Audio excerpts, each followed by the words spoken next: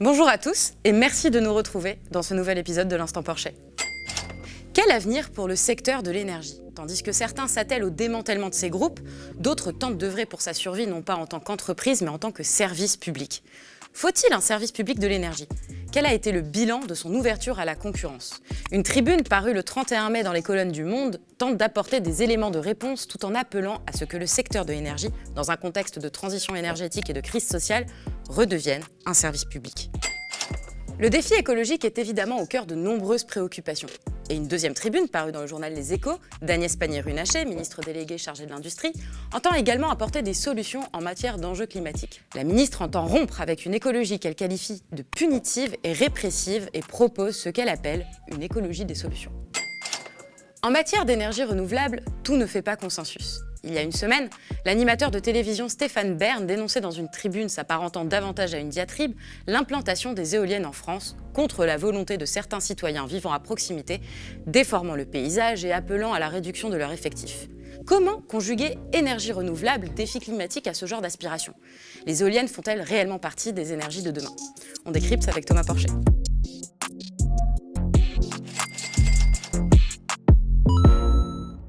Scission, démantèlement, projet Hercule, perte financière, fiasco des chantiers EPR, le secteur de l'énergie peine à s'extraire des différentes crises qu'il traverse. Pour le sauver, peut-être faut-il envisager de restaurer son service public. C'est en tout cas ce qu'aspirent les signataires d'une tribune parue dans Le Monde le 31 mai dernier, parmi lesquels Thomas Piketty, Arnaud Montebourg, Jean-Luc Mélenchon ou encore le maire de Grenoble, Éric Piolle. La libéralisation du secteur est selon eux un échec. Les usagers sont devenus des clients, les prix de l'énergie ont explosé et face à l'urgence climatique, il est impératif pour les pouvoirs publics de reprendre le secteur en main. La transition énergétique doit être financée par des fonds publics et le contrôle citoyen sur ce secteur doit être garanti. Alors Thomas, lors de la privatisation du secteur de l'énergie aux entreprises concurrentielles, on avait promis à ce que sont devenus les clients finalement une baisse des prix. Qu'est-ce qu'il en a été réellement ? On a eu exactement l'inverse. On a eu en France une hausse des prix. En fait, on nous avait dit que l'offre de tarifs de marché, quand elle arrivait sur le marché, allait faire baisser les prix.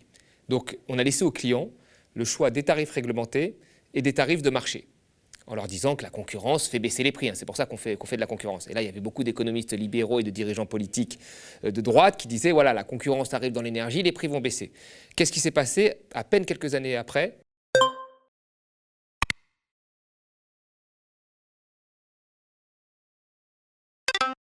Les prix de marché ont été plus élevés que les tarifs réglementés. Ce qui fait que les consommateurs qui avaient été courageux et qui s'étaient dit on va tester les offres de concurrence, les offres de marché, étaient floués, puisqu'ils avaient des prix plus chers que ceux qui étaient restés traditionnellement dans les tarifs réglementés d'EDF. Donc qu'est-ce qu'a fait le législateur à ce moment ? Il a inventé, c'est pour ça que là, c'est important de rappeler tout ça, parce qu'on se rend compte que nos dirigeants créent des usines à gaz.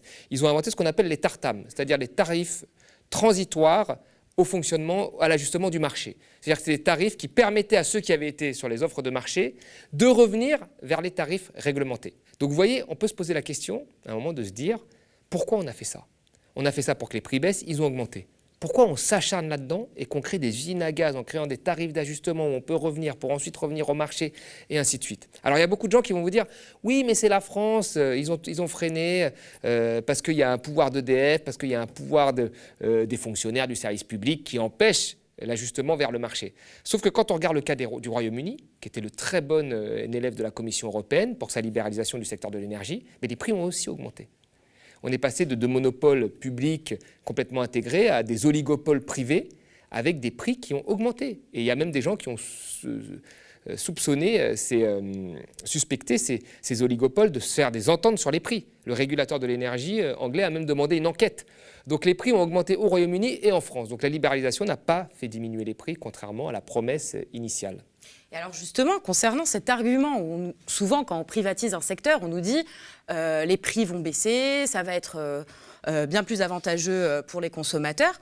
Finalement, cet argument-là, est-ce qu'il est véritablement souhaitable pour les personnes? Est-ce que si elle existe, cette baisse des prix, est-ce qu'elle ne va pas avec une dégradation du service, des infrastructures, de la condition des travailleurs qui fonctionnent en son sein? Alors déjà pour l'énergie, oui c'est possible, effectivement. Mais on a vu aussi, il faut le dire, que même quand il y avait un service public, il y a eu des tarifs, on va dire, réglementés qui n'ont pas reporté constamment les coûts réels de fonctionnement mais par choix public aussi, par choix public, les coûts réels de fonctionnement de l'énergie.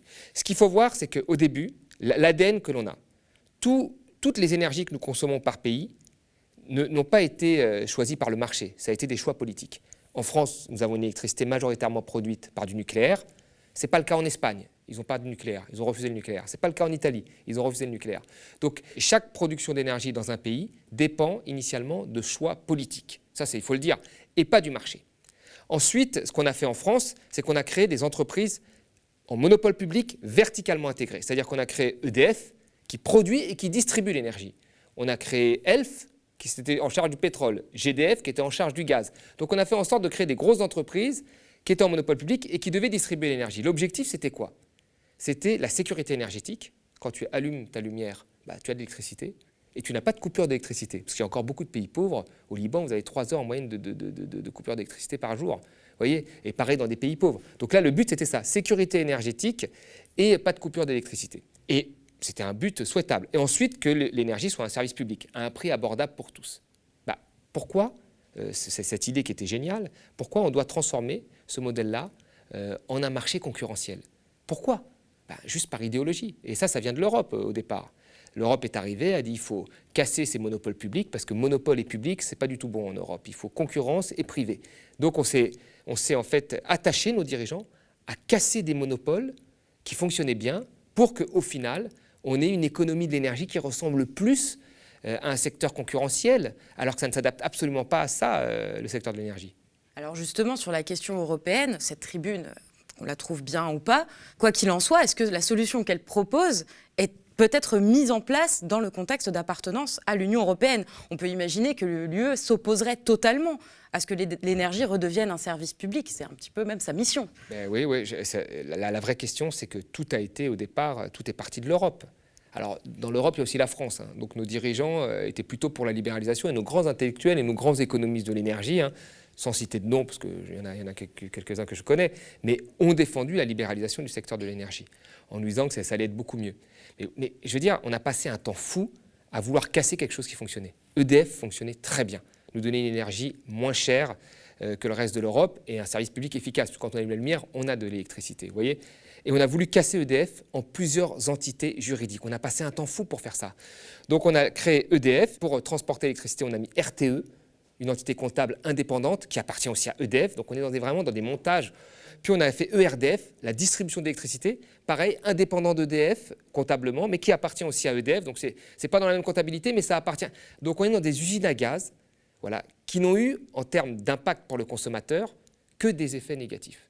Le prix a augmenté, EDF aujourd'hui n'est pas aussi bien qu'à l'époque, il y a une dette énorme, dans des projets pharaoniques énormes.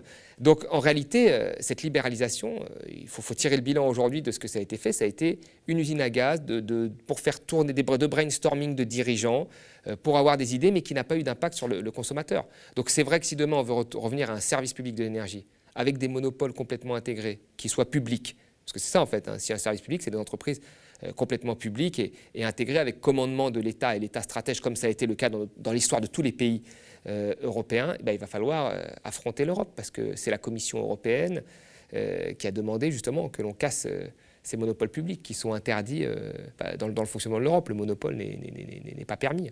C'est un argument qu'on entend souvent en ce qui concerne notamment le secteur de l'énergie, que le citoyen n'a pas sa place sur des questions très complexes, sur lesquelles il n'est absolument pas qualifié pour décider. Et cette tribune parle de contrôle citoyen. Est-ce que c'est souhaitable qu'il y ait un contrôle citoyen sur le secteur de l'énergie ? Je pense qu'à partir du moment où il y a un service public, il faut que le citoyen ait son mot à dire. Donc il faut le mettre dans les conseils d'administration, il faut mettre des représentants des citoyens quelque part, quoi. Ça c'est sûr. Parce qu'on ne peut pas imposer, par exemple, on va en discuter, on ne peut pas imposer des éoliennes si les citoyens n'en veulent pas, on ne peut pas imposer du nucléaire si les citoyens n'en veulent pas, on ne peut pas imposer du gaz de schiste ou autre si les citoyens n'en veulent pas. Ils doivent à un moment être partie prenante des décisions, parce que c'est un service public. Il va falloir à un moment les poser. Sur l'électricité, il y a plusieurs choix. Pour faire de l'électricité, on a soit des centrales à gaz, soit des centrales à charbon, soit du nucléaire, soit des renouvelables. D'accord ? Le charbon, on l'a fermé. Les centrales à gaz, on les diminue. Donc chez nous, le vrai choix, c'est nucléaire ou renouvelable. Ce choix doit être aussi tranché par les citoyens. Bien qu'il y a des conditions techniques et tout, il faut que tout soit mis sur la table. Mais à un moment, l'avenir doit être tranché par les citoyens. Il faut qu'il y ait un consensus là politique parce que les citoyens sont pour. En Allemagne, s'ils ont décidé de sortir du nucléaire pour aller vers le renouvelable, quoi qu'on en pense, c'est parce qu'il y avait un consensus politique entre tous les partis pour aller vers le renouvelable, qui représentait finalement un consensus citoyen. Est-ce que chez nous, on a ce consensus? On n'en sait rien, puisqu'on n'a jamais interrogé les citoyens là-dessus. Donc moi, je pense qu'il faut faire participer les citoyens, mais il faut les faire participer, encore une fois, sans les instrumentaliser, comme ça a été le cas dans le grand débat ou dans la convention citoyenne. Donc, mais à un moment, il faut effectivement qu'ils soient plus présents dans les décisions. Parce que là, l'avenir énergétique, finalement, c'est leur avenir à eux aussi. Si on choisit le nucléaire, il va falloir mettre des déchets sous terre dans certaines villes, et ainsi de suite, radioactifs. Est-ce que les gens veulent ça, oui ou non? Si on fait des éoliennes, il y a des éoliennes dans les campagnes, là où il y a du vent. Est-ce que l'on veut ça, oui ou non? Il va falloir que le citoyen aussi ait son mot à dire sans être instrumentalisé.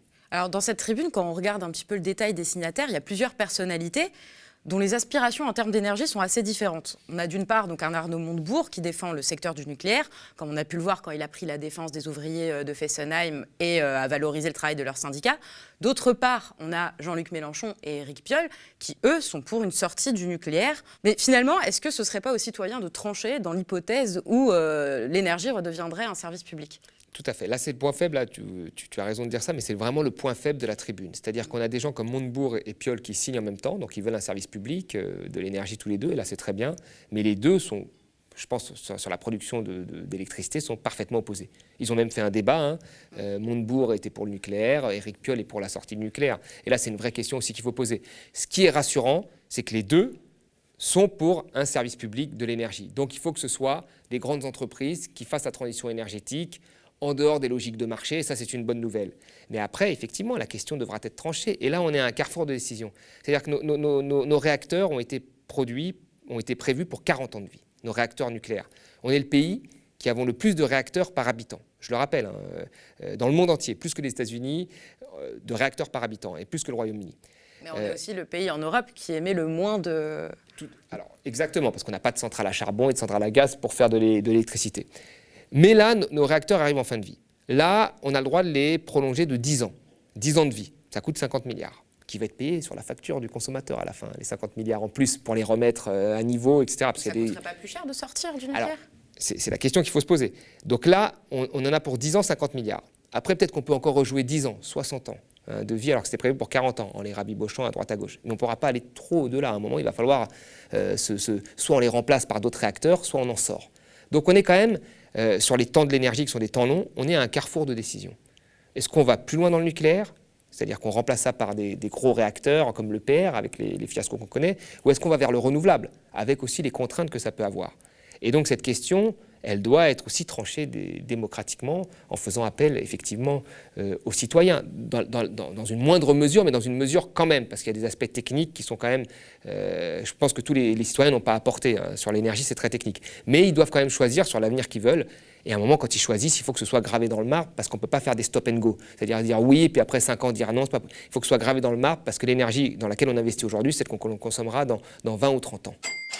C'est une antienne bien connue des plateaux télé et des tribunes dans la presse. L'argument devenu classique que les personnalités de droite et du centre se plaisent à dégainer contre les écolos.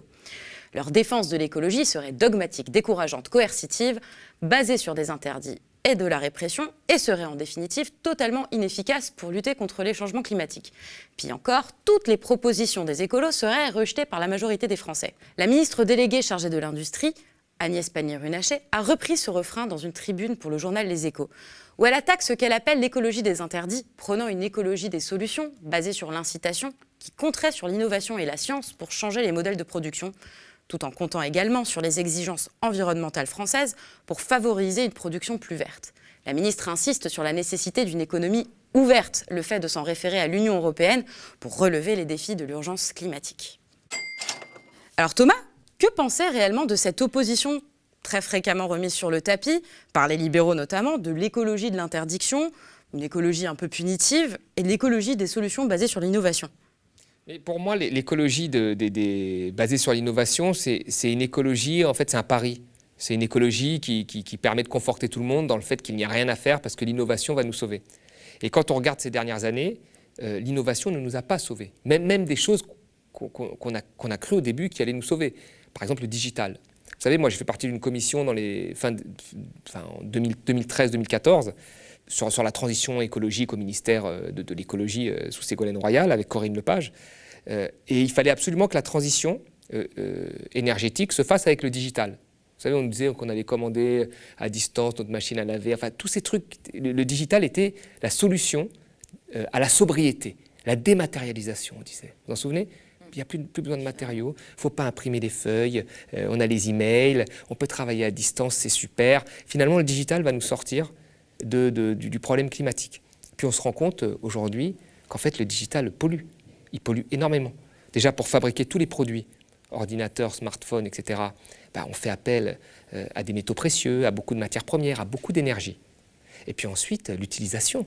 Quand on envoie un mail, ce n'est pas un petit mail qui part comme ça, c'est pas ça, hein. Il faut des réseaux, il faut des stockages de données, ainsi de suite. En fait, aujourd'hui, des études montrent, notamment une étude de l'ADEME, qu'à chaque mail envoyé avec une pièce jointe, c'est l'équivalent de la consommation d'une ampoule basse consommation pendant 1 heure.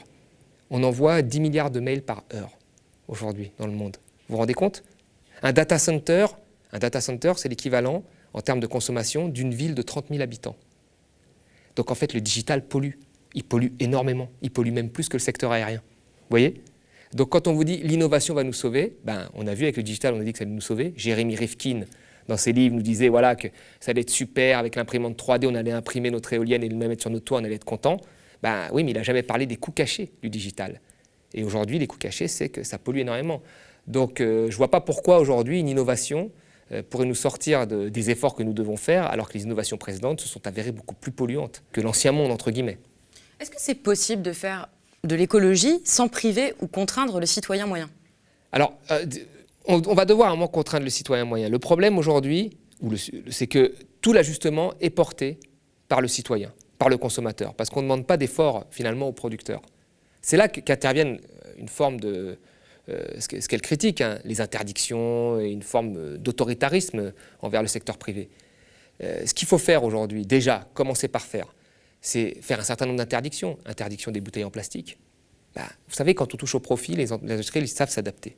Quand on touche à leur profit, ils font tout pour que ça n'arrive pas. Mais quand vous leur dites plus de bouteilles en plastique, ils vont s'adapter. Ils vont faire des bouteilles en papier, ils vont faire des bouteilles en verre, ils vont s'adapter. Élimination des publicités, élimination de la consommation d'énergie futile. Vous voyez, ça, c'est important. Et puis après, vous avez un changement radical du fonctionnement d'une ville qui consomme. C'est les villes qui consomment le plus d'énergie, pas les campagnes, c'est les villes.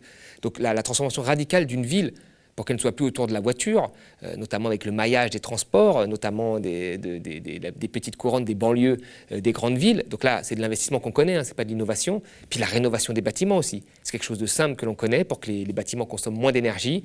Sur les 32 millions d'habitations, il y en a 25 millions à rénover, donc il n'y en a que 7 millions qui sont aux normes top. Donc là, il y a du travail à faire. Et je veux dire, c'est du travail, ce n'est pas de l'innovation, on sait quoi faire, mais on ne le fait pas.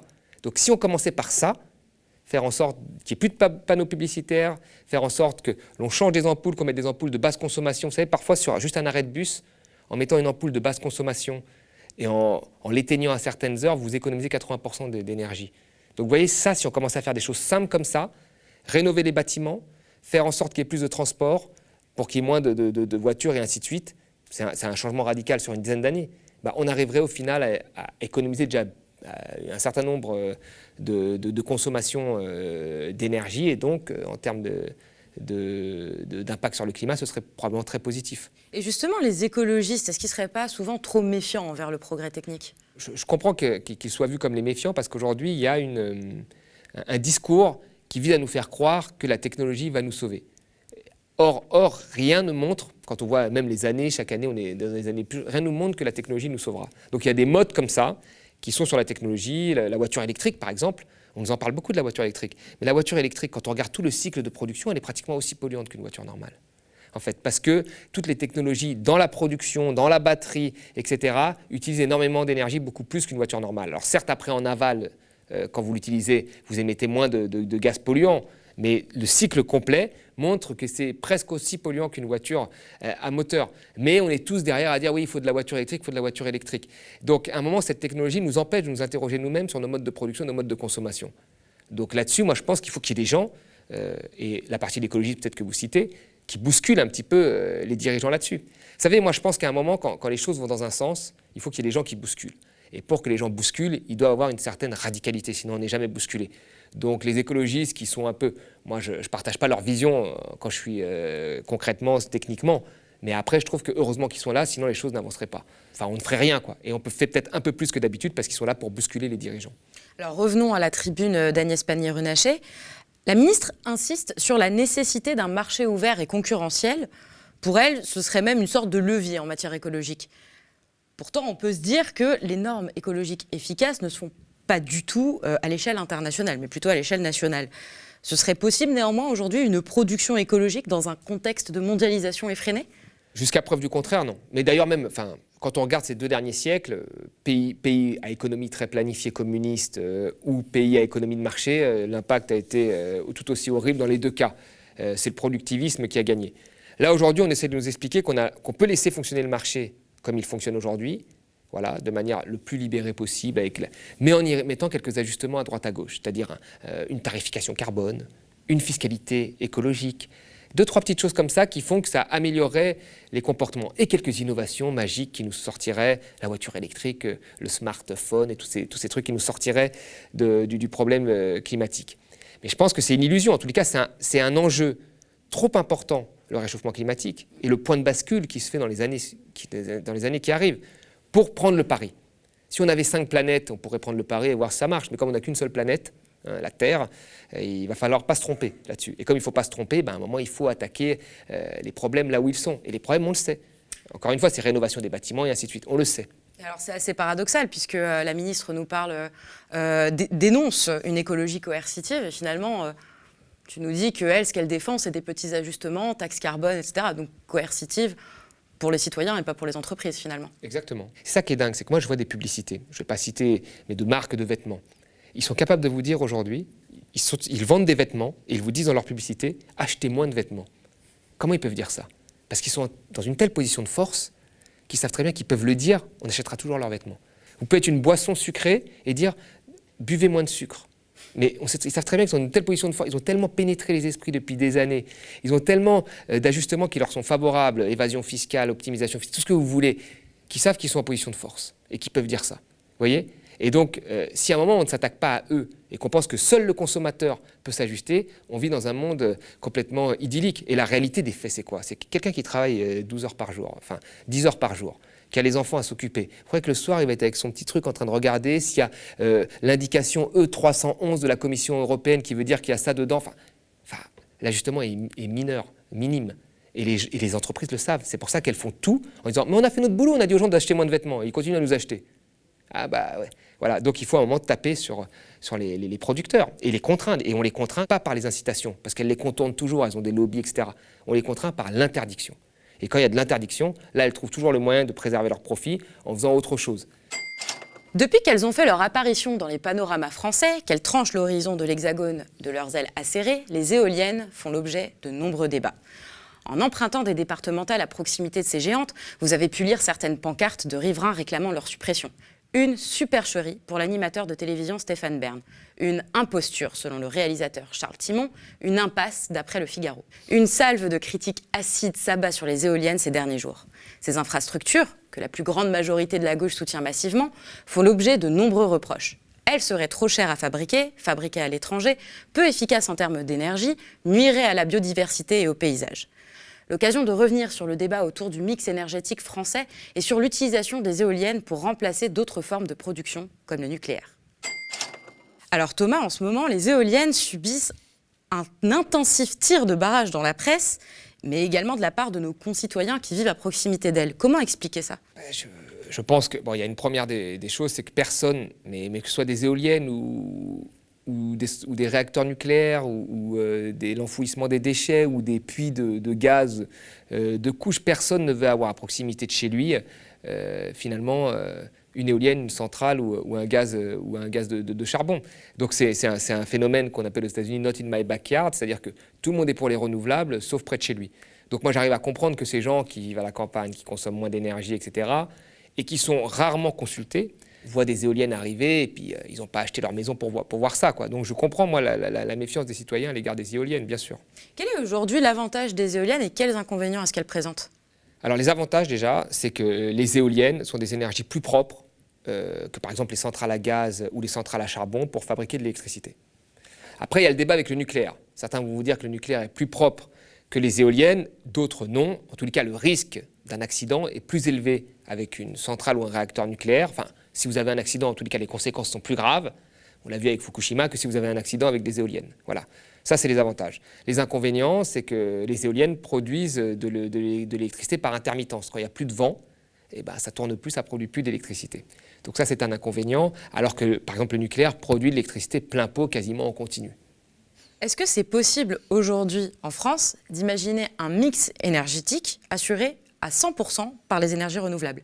Non, je ne pense pas. Actuellement, non. Dans l'état des connaissances des technologies, après, ça peut progresser, mais il ne faut pas tout remettre aux technologies, puisqu'on vient de le dire dans le deuxième sujet, mais dans l'état des connaissances des technologies, non, parce qu'on ne peut pas, l'électricité ne se stocke pas. Vous voyez, on peut le stocker un petit peu dans les batteries, comme dans les batteries de téléphone, on stocke notre électricité pendant un certain temps, mais ça ne se stocke pas. Donc quand on la produit, il faut qu'elle soit, ou quand on en a besoin, il faut qu'il y ait une production qui réponde à ce besoin-là. Quand on allume la lumière, il faut tout de suite qu'il y ait de l'électricité. Le nucléaire produit en continu. Les éoliennes, elles produisent par intermittence. Donc pour compléter cette intermittence, c'est-à-dire quand elle ne tourne plus, on doit mettre derrière des centrales à gaz ou à charbon. La grande erreur de l'Allemagne, c'est qu'elle utilise des centrales à charbon.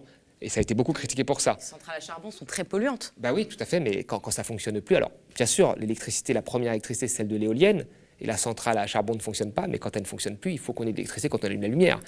Donc là, c'est la centrale à charbon qui va en remplacement. On préfère du coup la centrale à charbon, qui pollue énormément, à l'énergie nucléaire. Si demain, on installe beaucoup d'éoliennes, il faut en backup, ce qu'on appelle, pour avoir les jargons des énergéticiens, en backup, des centrales thermiques. Il vaut mieux qu'elles soient à gaz. On a des centrales à gaz aussi, un peu en France. On n'a plus de centrales à charbon, on a quelques-unes à gaz. Il faut qu'il y ait des centrales à gaz qui aillent compléter les énergies solaires et même éoliennes quand elles ne produisent plus. Voilà, ça c'est obligatoire pour le moment. Tu vois, sauf à mettre des batteries qui arrivent à stocker une partie de cette électricité, mais à grande échelle, aujourd'hui, ce n'est pas encore réalisable, me semble-t-il. Et est-ce que c'est envisageable compte tenu de ce que demande la production de batteries? Pour l'interrogation, je ne crois pas. Mais là, dans notre débat, chez nous, on est à 15% de renouvelables. La majorité, ça reste encore de l'énergie nucléaire. Il ne s'agit pas d'être à 100%. Il s'agit de rééquilibrer un mix énergétique, de mieux le rééquilibrer entre nucléaire et renouvelable. Voilà. Xavier Bertrand a annoncé, lui, vouloir ouvrir des réacteurs nucléaires dès 2022, justement en disant les énergies renouvelables, pour l'instant, on ne peut pas, les éoliennes défigurent le paysage. Est-ce que, finalement, être contre les éoliennes, c'est pas être contre les politiques écologistes? Voilà, c'est ça la vraie question qu'il faut poser dans cette tribune. Alors, je sais pas, il a le droit d'avoir une opinion, M. Bern, c'est pas un spécialiste de l'énergie non plus, même si sa tribune est plutôt bien fouillée, donc je me demande s'il n'a pas été un petit peu aidé. Mais bon, quand vous avez des gens comme Xavier Bertrand ou du Front National qui vous disent « Ah, mais on est contre les éoliennes, ça défigure le paysage, c'est polluant, personne n'en veut », pourquoi vous êtes... Alors, Xavier Bertrand dit que s'il est élu, il va réouvrir des réacteurs nucléaires, demandez à quelqu'un d'avoir un réacteur près de chez lui, je crois que personne n'en veut. Aujourd'hui, personne n'en veut. D'accord ? Xavier Bertrand, à l'époque, il était pour le gaz de schiste. Le gaz de schiste, vous voulez un puits de gaz près de chez vous, je crois que personne n'en veut.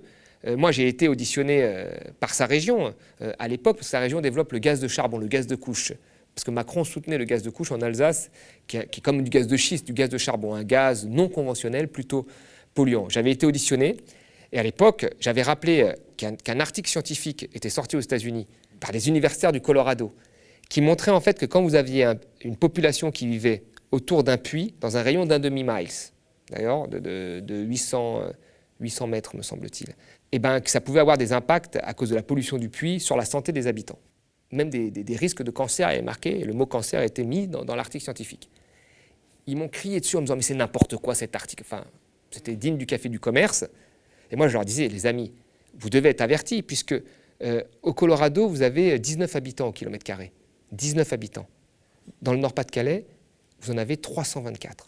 C'est le département le plus peuplé, la région la plus peuplée après l'Île-de-France.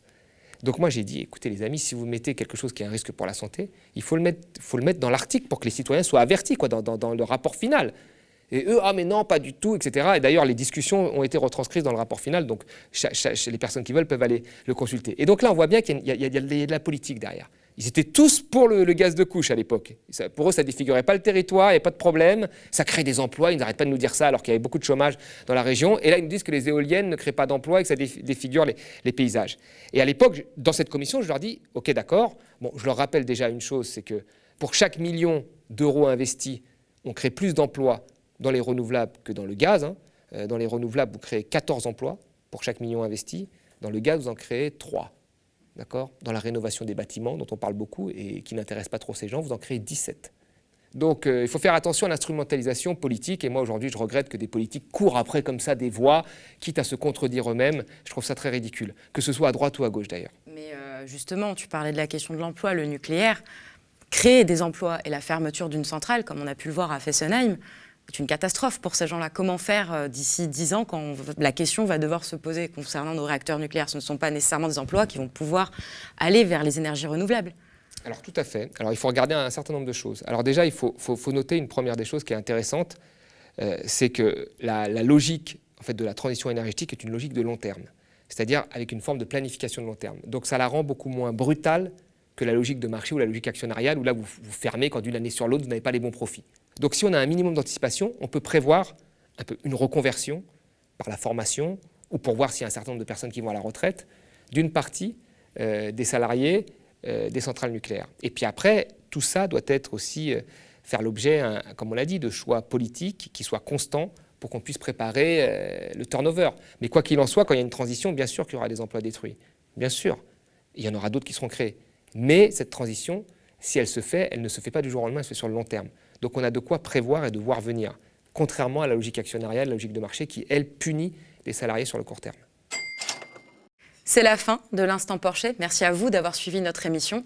Si elle vous a plu, n'hésitez pas à la partager sur vos réseaux sociaux, à réagir en commentaire et à nous soutenir. Le média ne fonctionne que par vos dons et l'activité de nos sociétaires n'appartient à aucun milliardaire. Pour soutenir l'information indépendante et nous permettre de continuer nos émissions, vous pouvez faire un don aux médias ou devenir sociétaire. Et nous, on vous retrouve la semaine prochaine.